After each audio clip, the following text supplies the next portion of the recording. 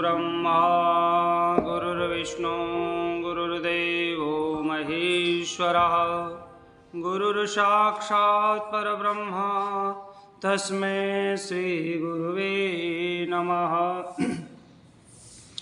शान्ताकारं भुजगशयनं पद्मनाभं सुरेशं विश्वाधारं गगनसदृशं मेघवर्णं शुभांगं लक्ष्मीकान्तं कमलनयनं योगवृद्ध्यानगम्यं वन्दे विष्णुभवभयहरं सर्वलोकैकनाथं।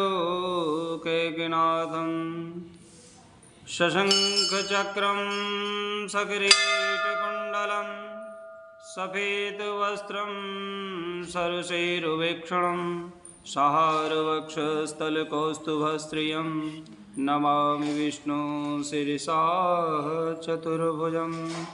बोले लक्ष्मीनारायण भगवान की जय, बोले एकादशी मैया की जय। आज आंवला एकादशी की पावन कथा का श्रवण करें।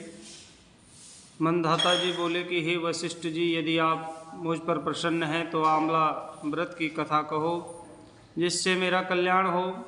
वशिष्ठ जी बोले कि हे राजन, सब व्रतों से उत्तम और अंत में मोक्ष देने वाला आंवल की एकादशी का वर्णन करता हूँ। यह व्रत फाल्गुन माह के शुक्ल पक्ष में होता है और इस व्रत का पुण्य 1000 गौदान के फल के बराबर है। आपस में मैं आपसे एक पौराणिक कथा कहता हूँ। एक वैदिक नामक नगर में ब्राह्मण और वैश्य, क्षत्रिय, शूद्र और चारों वर्ण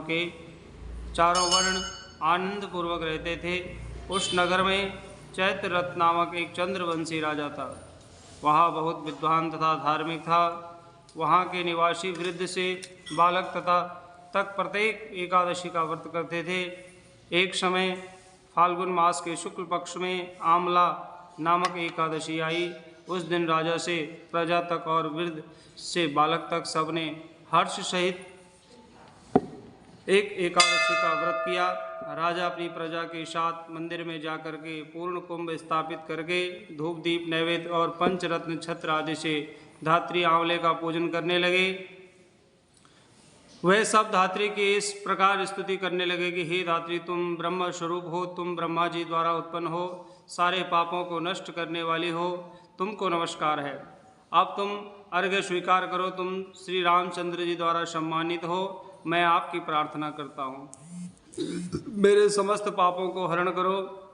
उस देवालय में रात्रि को सबने जागरण किया। रात्रि के समय उस जगह एक वहेलिया आया। वह महापापी तथा दुराचारी था। वह भूखा प्यासा था। वह उस जगह विष्णु भगवान की कथा एकादशी महात्म्य को सुनने लगा।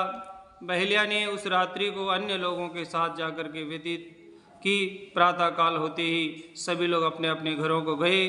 कुछ समय बीतने के पश्चात उस बहेलिया की मृत्यु हो गई और उस आंवला एकादशी के व्रत तथा जागरण के प्रभाव से उसने राजा विदुरथ के घर जन्म लिया। उसका नाम वसुरथ रखा गया।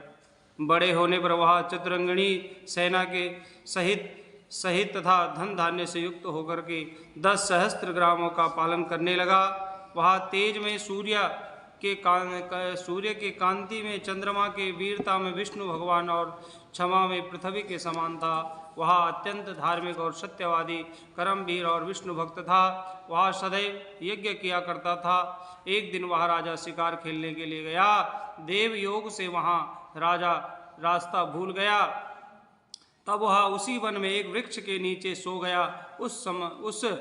उसी समय पहाड़ी मलेच्छ वहाँ आए और राजा को अकेला देख करके उस पर मारो कर शब्द करके टूट पड़े। मलेच्छ कहने लगे कि इस दुष्ट राजा ने हमारे संबंधियों को मारा है तथा देश से निकाल दिया है, अतः इसे अब अवश्य मारना चाहिए। ऐसा कहकर वो मलेच्छा राजा पर अस्त्र शस्त्र का प्रहार करने लगे। अनेक अस्त्र शस्त्र राजा के शरीर पर गिरते ही नष्ट हो जाते और उसके पुष्पों के समान प्रतीत होता।